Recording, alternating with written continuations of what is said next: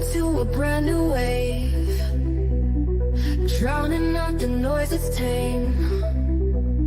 Liberty whispers through the brave, breaking free from every chain. Nullify the rules they crave, crypto beats that pave the way. Anarchy with minds that's safe, algorithms new dawn of day. Out of bounds and out of sight, building futures pure and bright. Escape the grip and win the fight. Welcome into the legacy ride. Beyond control we take a stand, casting off the iron brand. Freedom flowing through our hands, revolution's our command. Decentralize the way we plan, all together we expand. Breaking shackles for the clan, in this journey we're on pan. Out of bounds and out of sight, building futures pure and bright. Escape the grip and win the fight. Welcome into the legacy ride.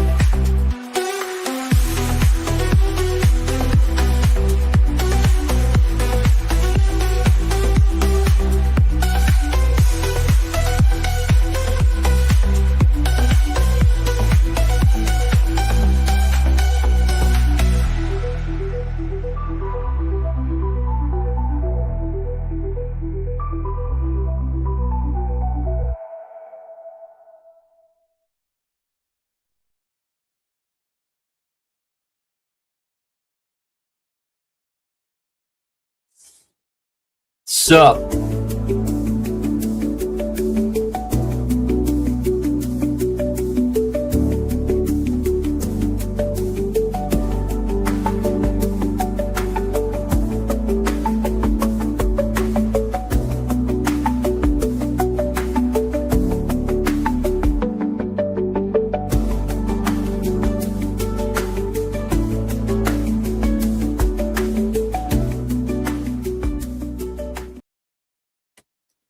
Whoa. Holy hell, how did we get into that? That's a little I don't know. I don't like that. There's Andrew with his eggnog, everybody. There's I got a lot of problems with you people. Kaiser, you could still yeah, whatever. I lost my train of thought. I think you're drunk, man. What are you, vodka or whiskey in that? Rum? Eggnog. Just eggnog. I don't drink Yeah. alcohol. I don't believe you. That was a little belligerent. Welcome in, everybody. It's Greg back. Hey, It's Andrew. how's it back. going? Merry Christmas to all and then all. How does the saying go? I forget. All a new To year. all a good Night. something. Yeah, Morning. good night. Yeah, good night. It is evening. Welcome in. I don't foresee many people chiming in You today. know, William's in there though. He's winning. So what's weird about that "To All a Good Night" thing is that if you play that song in the right context, like broadcast nationally across multiple time zones, and you play it so that it plays right before nightfall in one place, but every other place it's like either way too late or way too early. Right? It gives you a sense of like how absurd the notion of sort of the local versus the global is.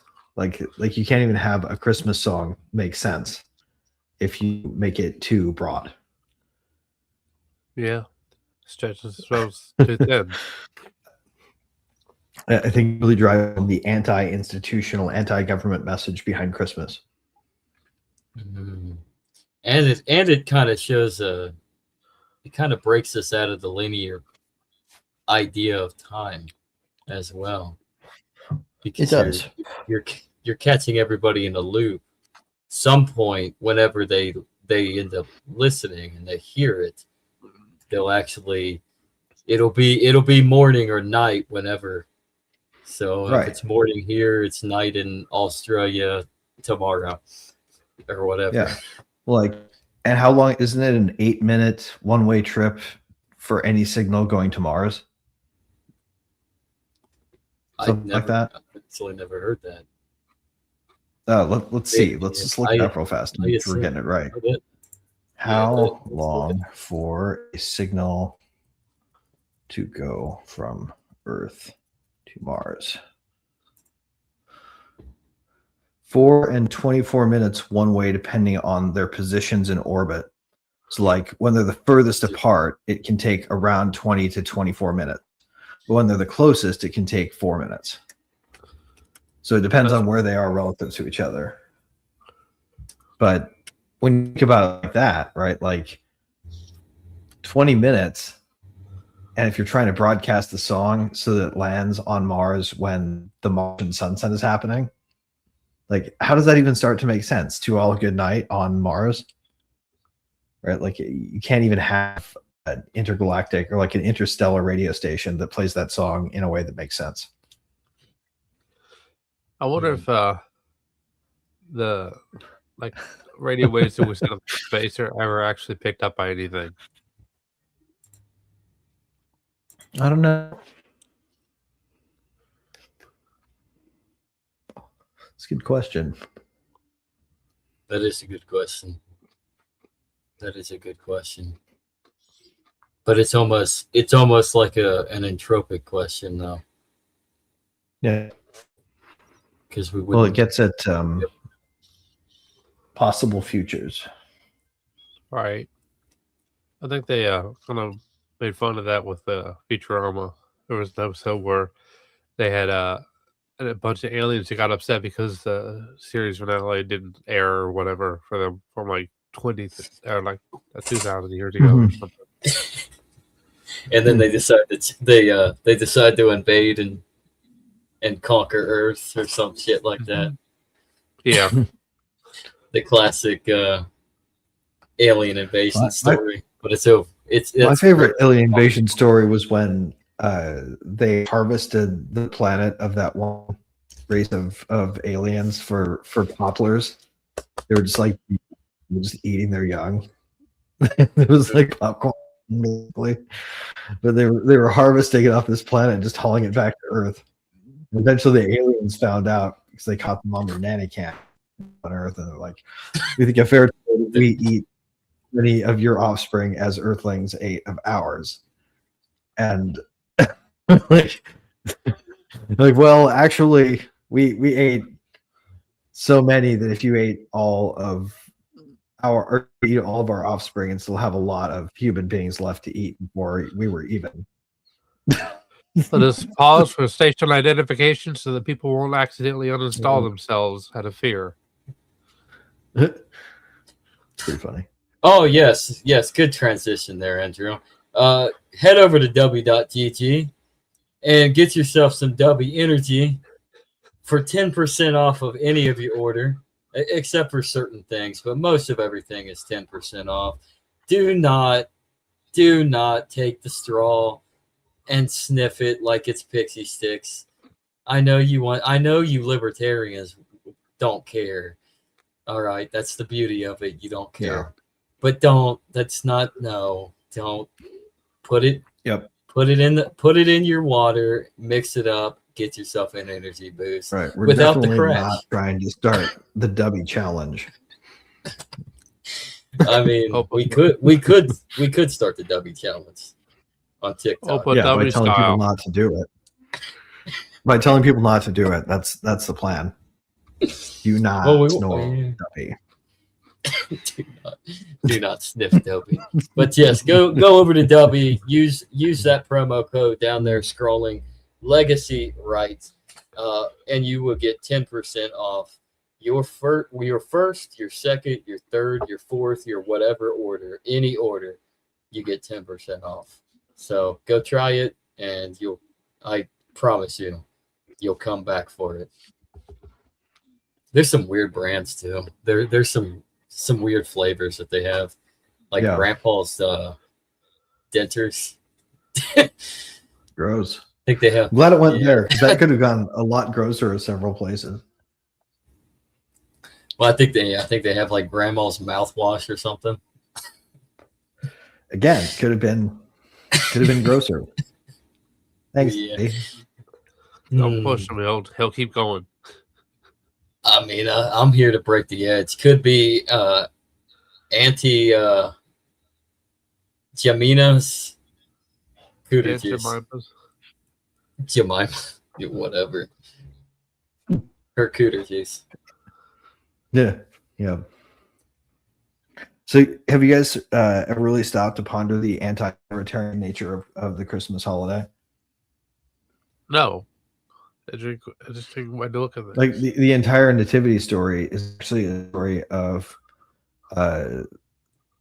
two people fleeing with a prophetic child from a king who's trying to eradicate the child before it can grow into an adult and challenge his rule. Right. So already you have a state actor as sort of the malefactor in the story. I mean, that does make sense. Yep. But hold Excuse me. on a second there.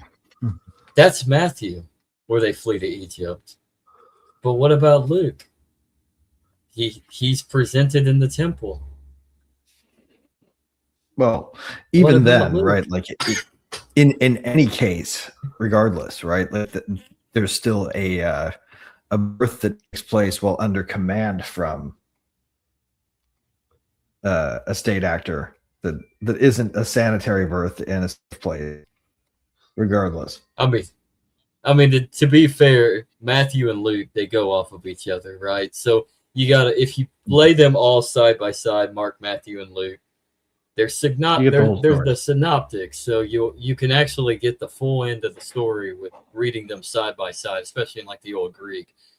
And Right. if you go to, I mean, and speaking of like the anti-authority libertarian route of the nativity and the flight to Egypt, escaping Herod for the death of the innocents, you have Luke who retroactively ends up describing the Roman census that's being taken, and that's why they have to go to Bethlehem, the ancestral birthplace of Joseph. Which obviously that's a little weird too, because how would you know that your ancestral birthplace is Bethlehem? But Well, I mean, for all we it'd be know, all- yeah. I For mean, all that we sounds know, like Joseph was from Oh, man, Bethlehem like, and probably had a think home about there. this. Basically, any time before the 1980s, you were getting away with anything that nobody saw you do. So, like back then, it was probably pretty reasonable for people to just like not go, which is why the census story doesn't make as much sense to me. No, it doesn't. But it makes sense if you don't take it on a literal basis. Right. No, it does. Yeah. But I mean, yeah, but and it is historically around the right time. So that and the Romans would have held some sort of census, whether or not it was tax related or just accounting of who they had. It was most likely would have been tax related, especially with new acquired lands. Census has of always course. been a security device, ultimately. Yeah, Right. yeah. So The fact know is- who is in our empire is the question. So the story of the census, the story of the flight of Egypt, from the death of the innocents, these are all libertarian branded ideas. Well, I mean, I I can just see a think draw the, comparison between Luke and F.A. Hayek. There was always an insurgent, rebellious undercurrent in the early days of Christianity that I think come through embedded in the stories that they chose to tell as the big stories, right? You can see it echoed in things like preserving the nativity story and making it ambiguous as to whether or not they were fleeing from Herod or whether or not they were just going to comply with imperial decree. Mm-hmm. Yeah, Matthew also had that's exactly what you would do if you were fighting an information war with the books you were releasing. Mm-hmm. And yeah, I mean, you got to think though, when it comes to the Bible and an information war, as hard as it is to gravitate in getting the true authority of old manuscripts, of ancient manuscripts, of old texts, the Bible is one of the very few that we have copy after copy after copy, just meticulously, and it's of very little error besides scribal error. Certain little mistranslations that don't lose their meanings because you're going from the Greek, from the Aramaic to the Greek, to the Latin, etc., etc. And it tends to fragment as you get into like the pre-canonization periods, right? Like that's the thing. Is like the really interesting tapestry of books to me is the whole picture of what was written. Like if you go out and you find all the stuff that didn't get included, have you ever read through any of the recovered? Really fascinating read. Mm-hmm. I mean, some of it's just like clear. Some of it's like Gnosticism, but some of it's not. Some of it's something different.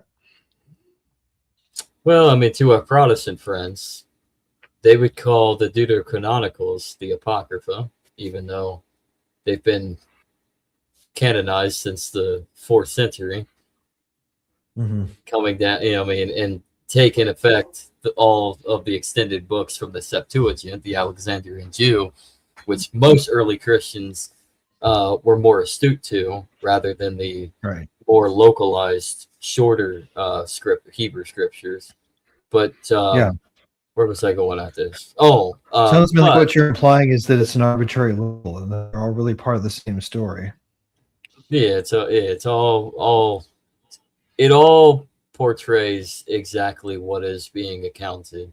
Now, as for like the other Apocrypha, the actual Apocrypha, like the Book of Enoch and the Book of the Watchers and Jubilees, and I mean, these are very interesting books. I mean, I would go out and I'd go and try to find them. Go out and get you a copy, like especially the Book of the Watchers. Actually, they're nice extension. I'm surprised Enoch wasn't put in. Good at taking people through that. Like, have you ever done that? Like, just like pasted a book that you wanted to quickly interrogate and sort of stuff. Like, you paste in images from these that are doing translations, and you can just like get these translations in there. You can get some really interesting stuff out. Like, I had a really fascinating dialogue that compared the Gospel of Thomas to the Gateless Gate, and through to the sayings as if they were trying to teach the same lesson to see if they lined up. Kind of like there's a kind of sort of there. Some definite like Buddhist undercurrents in that story.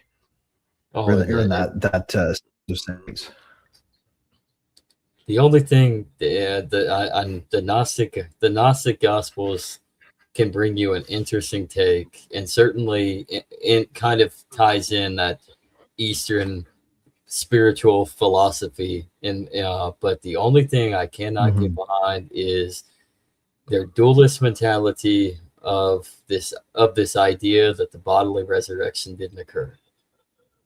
Yeah, because all of the extra bolt-on, like, I mean, I know Occam's razor doesn't apply to religion at all, but also a lot. I mean, and I'm sorry to Gnostics, but there's a lot of bolt-on metaphysics that just isn't there in the canonical religions. Like that, there's a lot of belief that they expect of you in the supernatural in these structures that you can't see, and they invent a lot of them. It seems almost as if from whole cloth.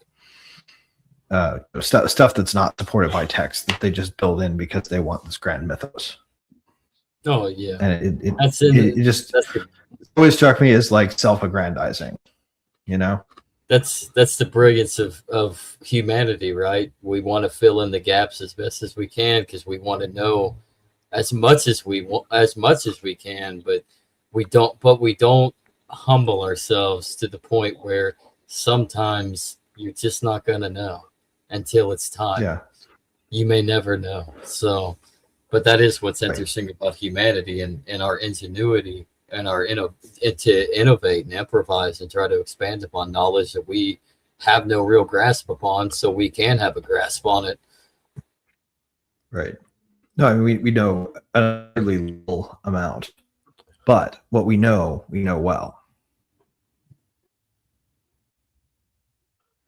Hey, Yeah. Cheeto, So Cheeto that's Breath, always you have something. anything to That's say? the positive takeaway. It's like there's this huge, vast shore of unknowledge that we don't have. Just Mhm. things that we'll probably even never be able to learn as a species. Unfortunately, But you know, sometimes we just go out not ever knowing for sure. we can do a lot with what we've got so far. That's right. Speaking of, we can do a lot that we have. Andrew, how did the recording go? Well, I mean, for anybody who's on the know, around this time every year at my house, since we moved here several years ago, there's been some kind of paranormal stuff that's happened, and nothing's happened. But I got about a day's worth of recording from my webcam. Something happens, I'll get Nice. it up and I'll put it up here. But like this year, for some reason, the Christmas tree just moved on its own. I think it was the cat, but to be fair, and you just didn't notice. But I mean, you got to have a fresh skepticism, even when you believe in things like this, because things can be explained. They Yeah. can be explained, and when they're not, you'll know. You'll know. Yeah, So hopefully, it's true. Andrew has some content, and we got you. We have all of you a ghost. Right? Yeah, that looks like I don't know. Looks like Robert Redford. He died and he haunts Andrew. Yeah, Yeah. we'll call it that. I was gonna say Patrick Swayze, but you just don't seem like the type for Patrick Swayze. I see.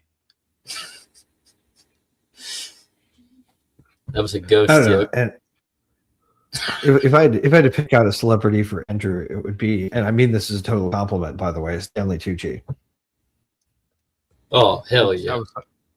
I didn't hear you because it cut off. What'd you say? Oh, I'd say if I pick out a celebrity for you, that would be Stanley Tucci, and I mean that as a compliment. Thank you. Amen to that. Yeah, yeah. That's who will play you in the movie of your life someday. I I mean, always he'll thought be it was dead, gonna but be. it'll probably be an LLM. I was always thinking Don Knotts would play you, but he is also sadly Don dead. Knotts. Yeah, But that is we can also get him back. we need to. Imagine We the need movie to. you could make with all of the actors that you could get back now. Man, Well, first off, we'd have to get John Wayne and John Ford back for another movie together. That's just a plus. yep. We can finally give the people the Searchers too to compliment us all for that obliteration of box office garbage, The Conqueror, which wasn't a John Ford film. But John Wayne was. We could John, get Bruce Lee against Brandon Lee in the film. that would be intriguing. I would like that. And while we're at it, let's just add Jason Scottley in there. Right. Yeah, we'll just have the entire Lee family in there. Yeah. In fact, didn't Jason Just Scott don't add any bald make ones. He'll shoot somebody again. didn't Jason Scott Lee actually play Bruce in a movie about Bruce? I think so. I think he Did you did. mention Yeah. it? It's amazing that out of the Lee family, they all got shot on set. Yeah. Yeah. Well, it's actually pretty dangerous to do some of the stunts with those fake guns. They're still shooting blanks at each other, and those are not completely safe, right? Oh no! As anybody who has ever been shot with one will attest. They're not they're not toys by any stretch of the imagination. Yeah. No. And it's also really easy to mix up those sorts of munitions with rounds that are live, which is what happens to all these people. Mm-hmm. And it's Especially don't they do a fair amount of filming of just like live rounds shot with blanks being shot at actors? So there's like a very potential, like probably a great potential for mix up. Maybe that's what happened to what's his face. I forgot his name. Oh, Alec Baldwin. Maybe that's what happened. Maybe it was a live round got stuck in the chamber after they just said, "Oh, fuck it." Allegedly. Allegedly. Is it his fault? Is it? I mean, he is pretty It could literally just be the Illuminati trying to take him out, The Illuminati? The Illuminati trying to take Alec out? Man, I thought he was part. I thought he could have deviated from the plan. He probably, yeah. He started having a heart a little bit. Like, I kind of want to retire from Hollywood. Kind of done with this shit. Right. No, once you're in, Yep. you're in. Nope, you're going to the Grove again, buddy, whether you like it or not.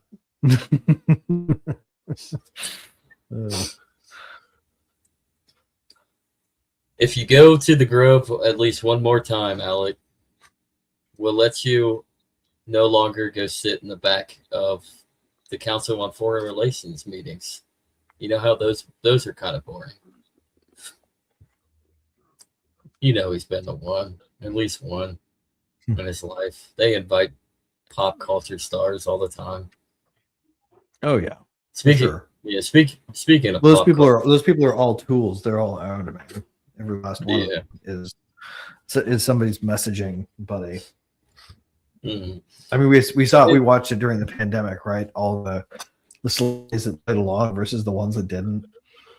Mm-hmm. Right. The ones that didn't were legend, right? Like, you can name them a few hands, right? Which musician? Which one was the one who was like, "No, this is stupid as shit." Morrison. He was like, "Nope, not doing it. It's dumb. Screw you all." Well, people want to use full idiots so that they think they can be safe in the environment as it's evolving. Yeah. Well, speaking, it goes to show what kind of damage can be done when like big corps own all the contracts for IP, right? Like they could make or break any musician for the most part. Yep. So they own everybody who's in music.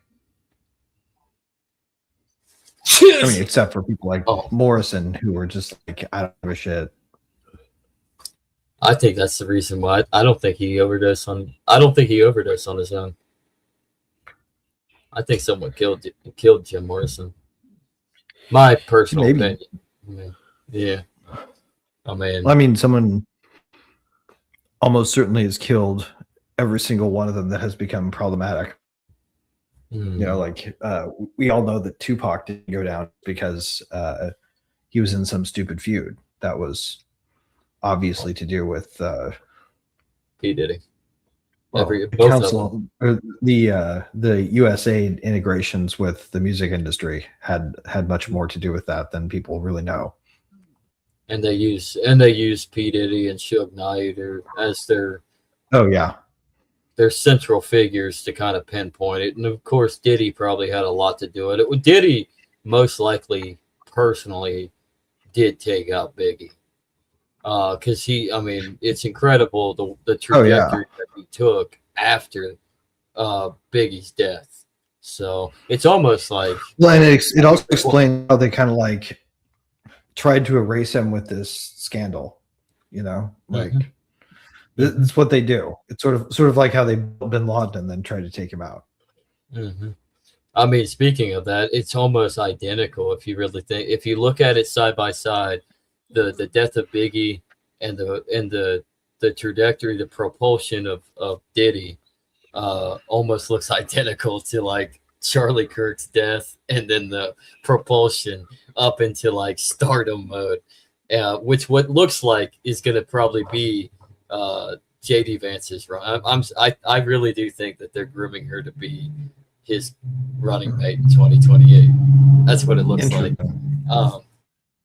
But it's amazing how you look at the Biggie assassination and what it did for Diddy, and then you look at Charlie Kirk's assassination and what it's doing for Erica Kirk.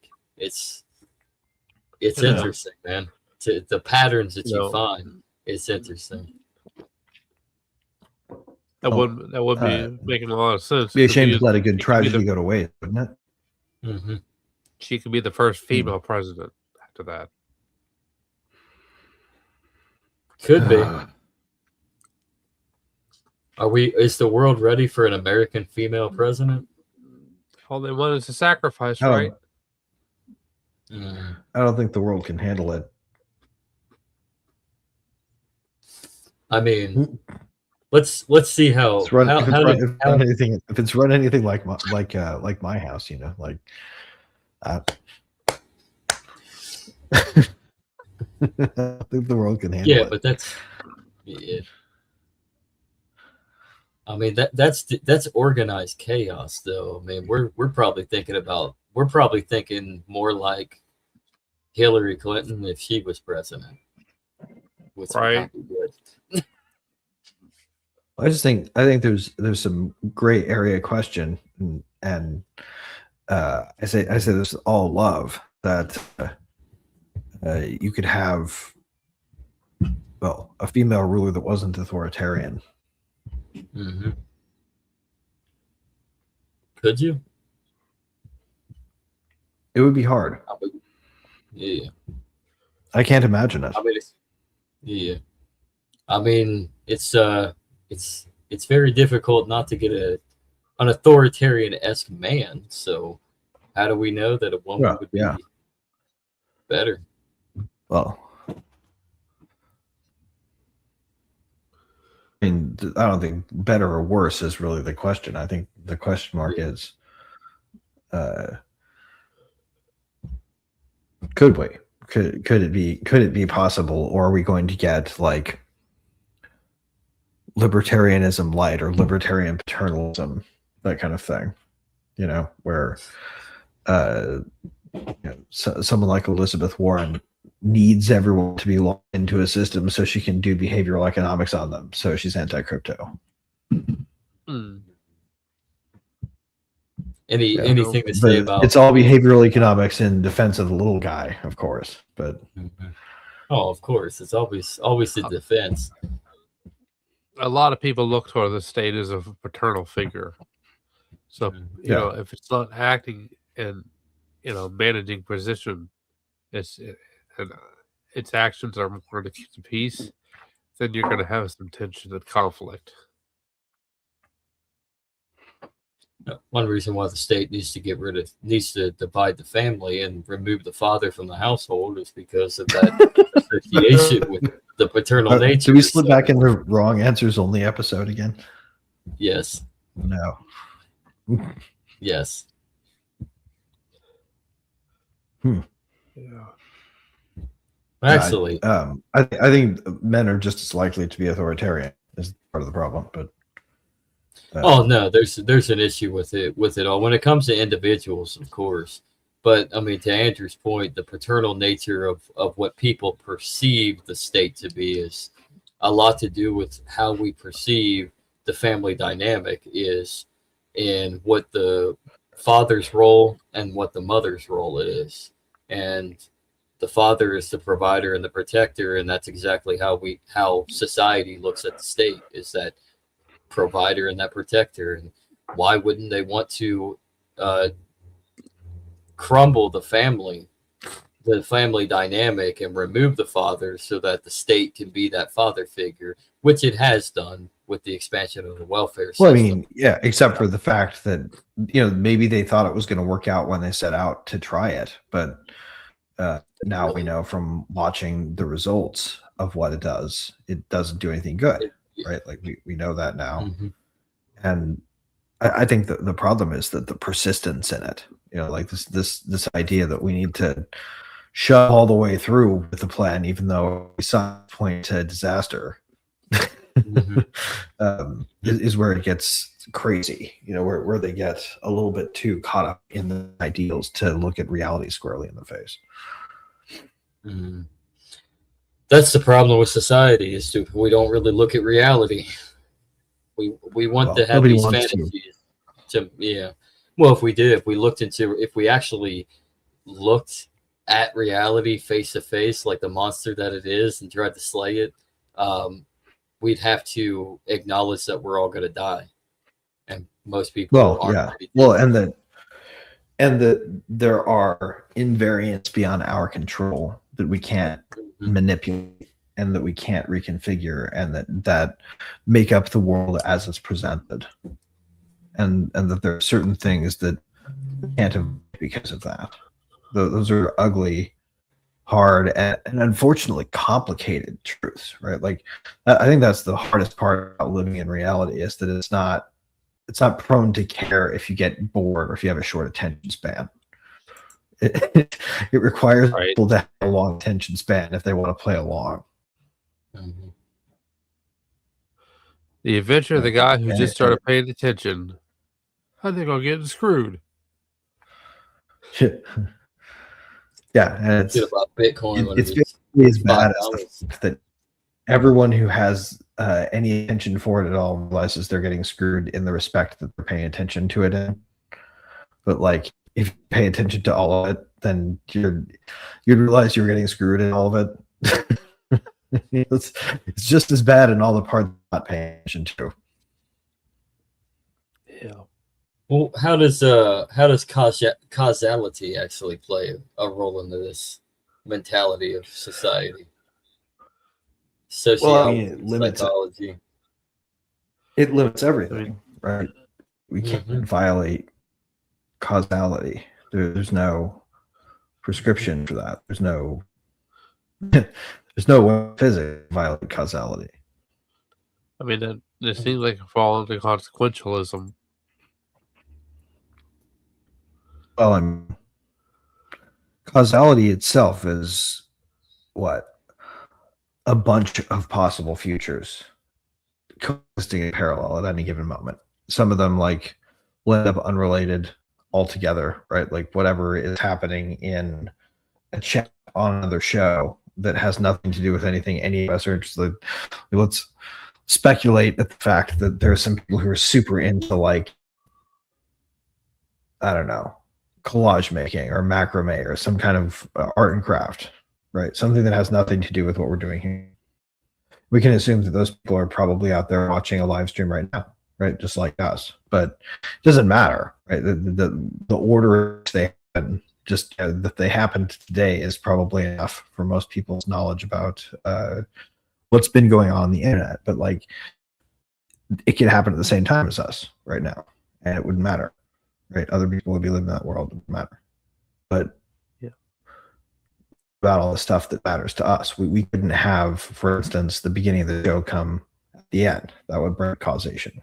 Like, you would actually have this sort of cluster of synchronized local time. It would be screwed up by that. So it might not matter when shows just like us are happening exactly, but what matters at the beginning of the show and what matters at the middle and the end of the show matter to us, because that's our local synchronized causal set here, right? Like, that's us in this timeline. Well, here's the cause and effects for you, everybody. The cause is, I'm asking you, I'm e-begging you. And the effect is, you're going to go to w.gt and you're going to go get yourself some W.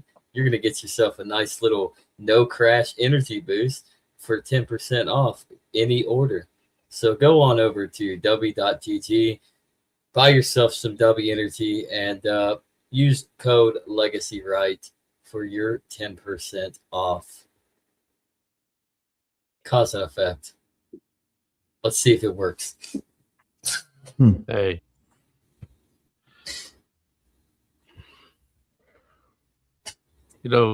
Usually, it's talking about synchronicity, right?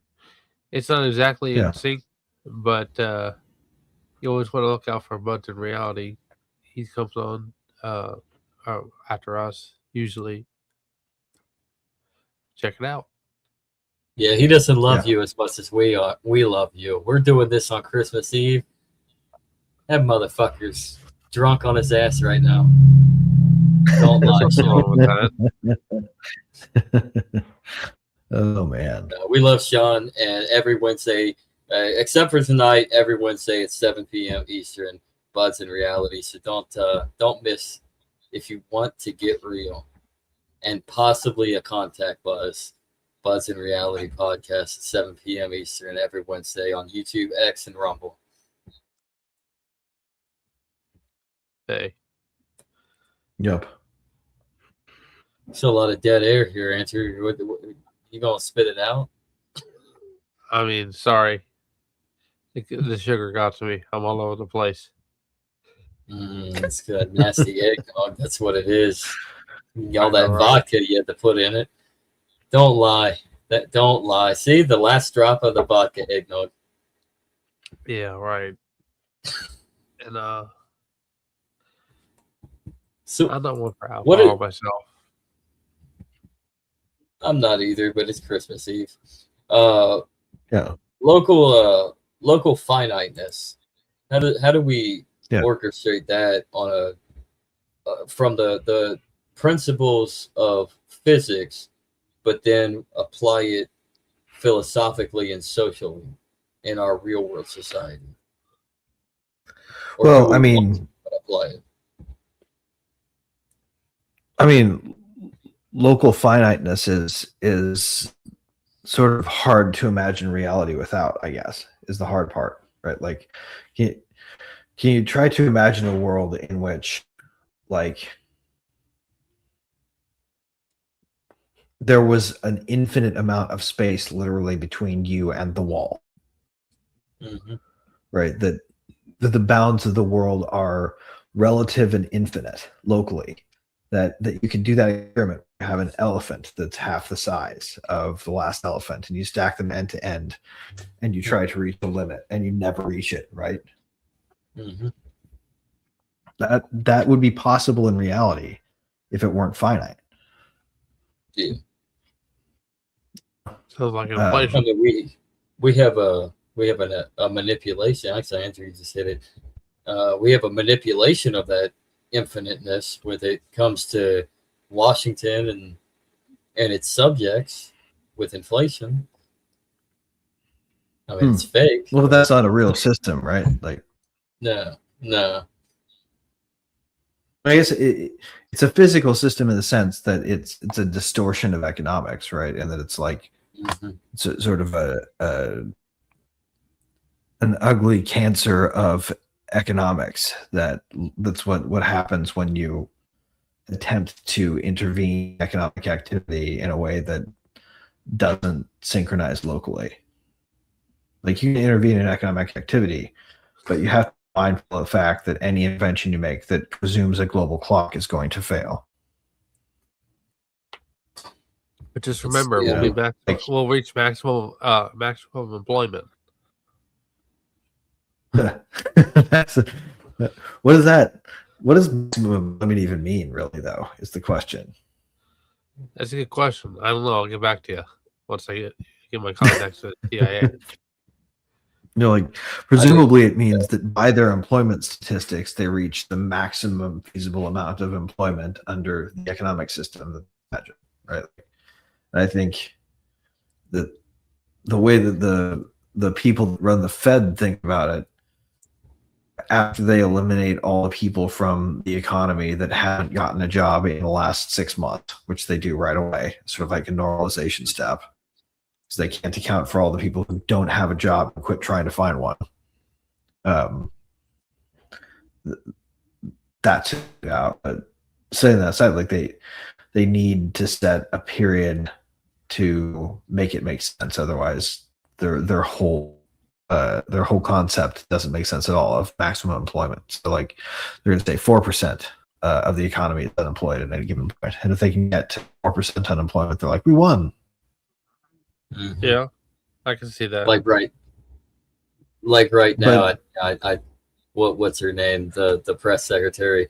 Think there was a tweet where it was memed, and it showed a reflection of like last year's unemployment or last year's GDP percentage, and it was like 3 point something, and then this year's reflecting around now, it's around like 4.3%, and it's like, we're winning, guys. Look at how much the Trump economy is doing. Look at how good these algorithms we've designed to show exactly the numbers we want to show are working. They start with the Bureau of Labor and Statistics, and they get those numbers exactly as they need them for. They're not just this. Like we need we need inflation. It's all just to be. It's all part of the kayfabe about that.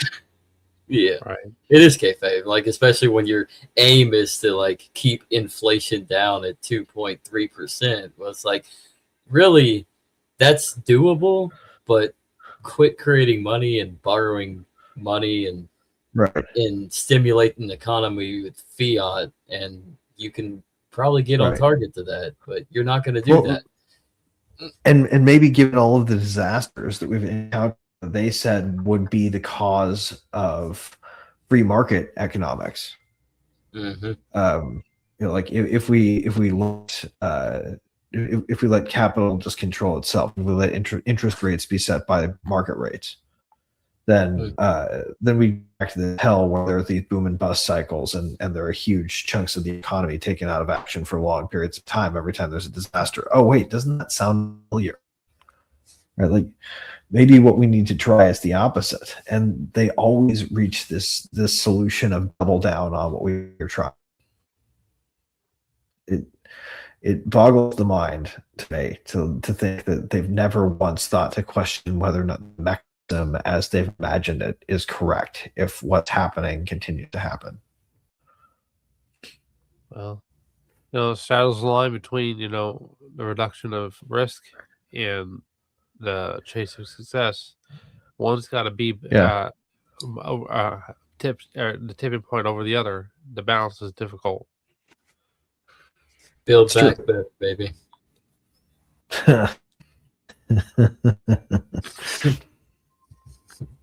But all that is exactly why a moment like Christmas is important, I think, in not just this country, but the human sort of milieu of economic thing. Like we need a Christmas holiday, not just for our own sakes and not just for the sake of this country, but for the sake of human beings coming out of a production cycle, having some joy out of it.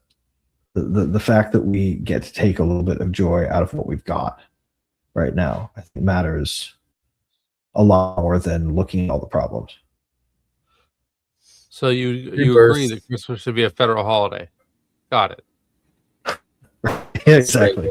More federal holidays. It's a good way to underscore most of the points that I'm trying to make.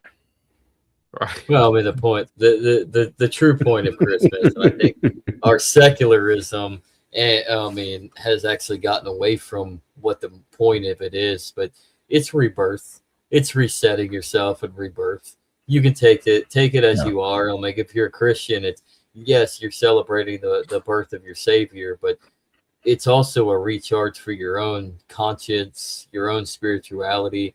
I mean, Advent at one point, and what it's supposed to be is literally a reset piece where you come down out of yourself and, fast, Really? I Yeah. mean, it's 4 weeks Well, I of mean, fasting. and the origins of the holiday came around a time when human beings had to store all the food that they just harvested for winter and survive on it. And there was a portion of it over which they could no longer store this excess, this Yeah. unusable portion that was going to spoil no matter what because they just didn't have time to store it or Yeah. space or whatever, right? And the point of holiday festival was to use that excess because otherwise it was going to go to waste, right? Mhm. So, Have a feast. to degree, the productive activity when it's fruitful enough to have any excess at all is what we're celebrating, which is kind of neat. Like it ties the anti-government message of the nativity into, I think, an individualist pursuit that nonetheless promotes giving, which is pretty cool. I think, like, just to leave it at that. I don't want to spend the last chunk of the Christmas episode talking about something besides Christmas because I think it's important. Yeah. No. Especially when it comes to family and acknowledging where you're at and where you come from and what you've produced. Yeah. Like you're literally celebrating on one end, getting away from the Christian aspect. You're in celebration of what you've been productive with for the harvest season. So, and that's a great Yeah. success. So why not celebrate it? Because you have all this store over and then of course all this excess, and you come together as a community, and you have even more excess. So why not have a big old party? Right. I mean, for the most part, and you get together. I mean, it's camaraderie. So, and that's And if what you've got holidays excess do. to give, then give it. Exactly. Because it's going to go to waste anyway. I like to give my excess to Sean. OHIO, as Zach would say. Detroit. What? So, Yeah. any more we can gather and gander at. I know it's Christmas Eve, so Andrew has an important date. Go ahead. Do you guys have a favorite Christmas song? Christmas song? Yeah. Yeah, I I do, but it's hard to describe. Let's see if I can just play it. Rudolph the Red-Nosed Reindeer. Well, like on mine. I mean, I would say my favorite Christmas. It's a good Christmas song, though. I couldn't tell you, man. What genre are we talking about? Music. Just I any mean, genre. country music, regular rock and roll, and traditional. Merry Motherfucking Christmas by Eazy-E. Okay. Merry motherfucking Christmas. Merry motherfucking Christmas. Merry motherfucking Christmas. And have a fucked up New Year. When I was, there you go. and my favorite part, and this is how I know Easy's gay, while I'm riding that cock under the mistletoe. I would play it, but we'd get a copyright strike because Ruthless Records, baby. It says it right there at the record label. They're so ruthless that they will make sure they get their money. I don't even think Right. they exist anymore. They exist as a royalty check for his wife. You find your song, Greg? Here we go.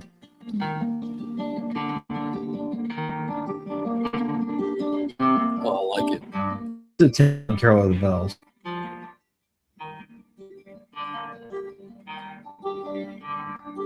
We're not going to get copyrights, right? I can care less. Well, not if we pause it after enough seconds. I'm watching the clock. Right. No, I do like that. I like the melody. Yeah. Yep, I now do I'm gonna like the stop it. melody But of that. it's pretty Nice. cool. Mhm. And what's it called? That was Ukrainian Carol from Erotic Christmas Collection Volume 1, originally released in 1988. Interesting. Yeah. Never heard it. Yeah, it was a really cool Backstage. collection of just like random artists. There, because it was an 80s record, there's like a lot of synth in it, which was fantastic. It brings that out, which, if you follow that series over the course of the early 90s, when we finally doing it, it gets like more and more live instrumentation over time. Because like they drop the synth stuff. Fantastic. It's almost watch 1980s turn into the 90s in real time, but with Christmas. Right. Nice. What's yours, Andrew? Well, like I said, it's not my favorite Christmas. It's a good Christmas. Well, it depends on how you. Well, it's the outro. Let me know what you guys think about it. I guess in the comments. It I is don't wanna Christmas spoil Eve. anything. It is Christmas Eve.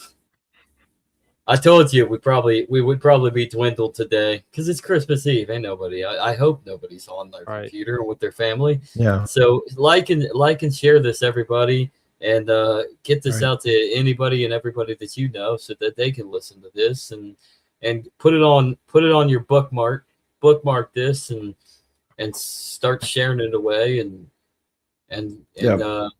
that's how we get the views. Hello. Right. And then like On your and- hearths, like and subscribe. huddle around your hearths while we read a Christmas children's story up next. Wait, we don't have time for that, do we? No, never mind. Sorry, guys. Oh, We'll have to do that next Christmas. Right. we'll have to do it next Christmas. So wait and find Yep. out, everybody. To be continued next year, 365 days later. So, anything else that we want to go into before? Like I said, it's Christmas Well, Eve. So. I guess an honorable mention will be Bitcoin's nap time song. That's a good Christmas themed rap music. Yeah. No. Bitcoin, Christ is King. Hallelujah, Emmanuel. So, other than that, let's get to Andrew's. This is a very long song. Stick around, everybody. Let us know what you think. Go over to YouTube. Leave us a comment. What do you think of Red Sovine? So, what do you think about Red Sovine? So, but other than that, I think it's just time to just say Merry Christmas. We'll see you next week to ring in the new year, and let's get the fuck out of 2025. Merry Christmas, everyone. Sounds good. See you later. Merry Christmas. Merry Christmas.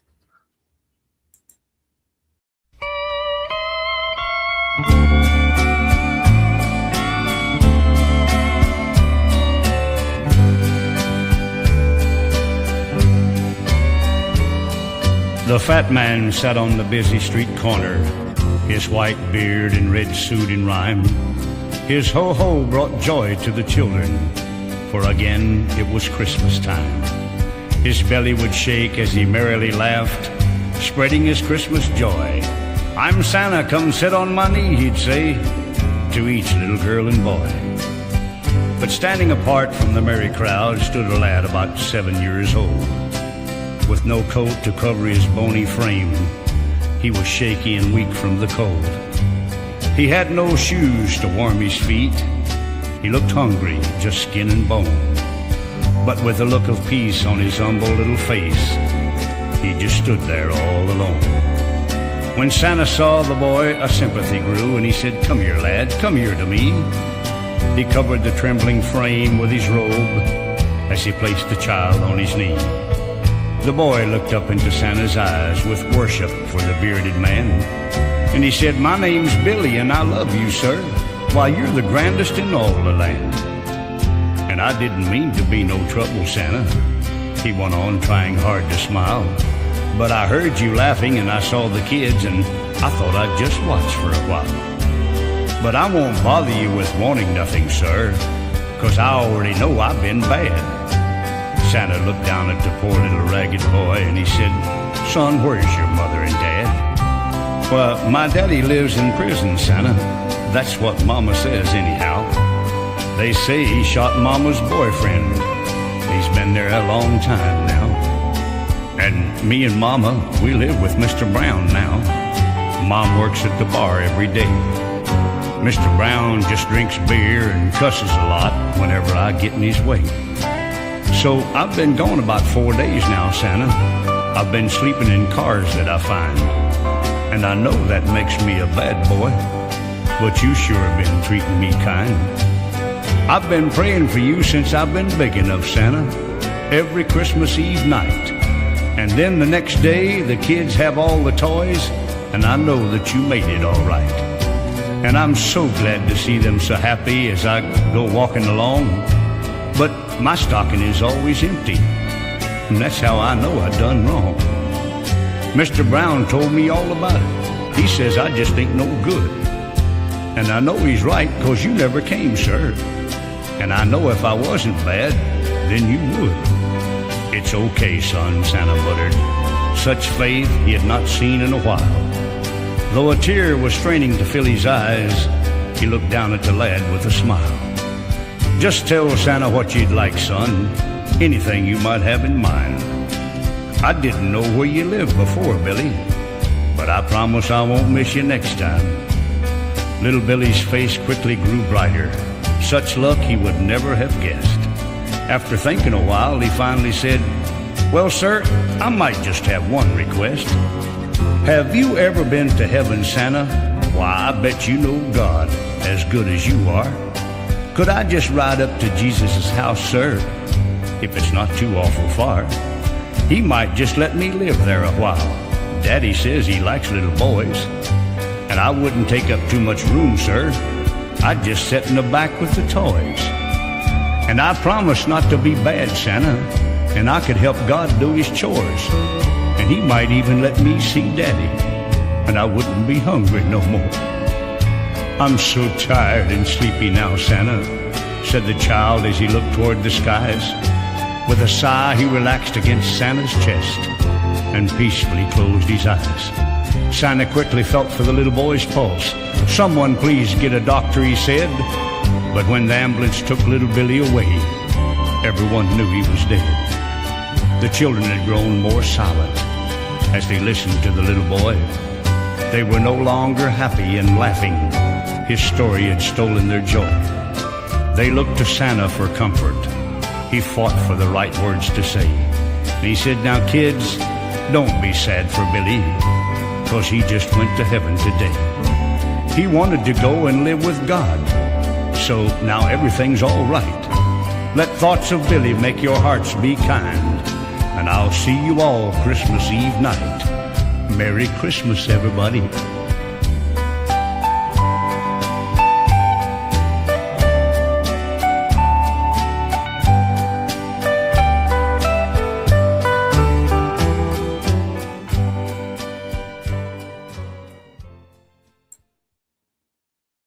Merry Christmas.